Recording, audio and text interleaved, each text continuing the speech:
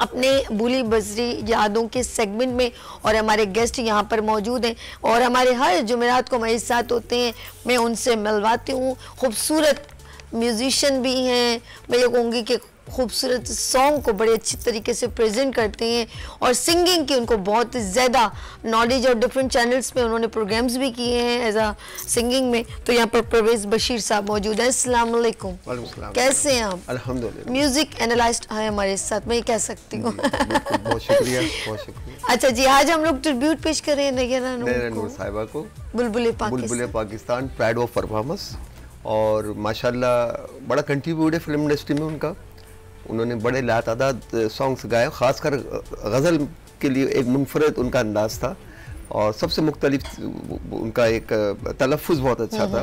और माशाल्लाह से उन्होंने जो भी चीज़ गाई खूब गाई। और सबसे अच्छी बात यह है उनकी गज़ल में कि उन्होंने एक नया अंग दिया गज़ल को। अक्सर गज़ल जो है वो लोग जो है वो मुख्तलिफ एक ही अंदाज में गाया करते थे, इनके मुख्तलिफ अंदाज होते थे। जज्बाए दिल गर मैं चाहूं हर चीज मुकाबिल आ जाए।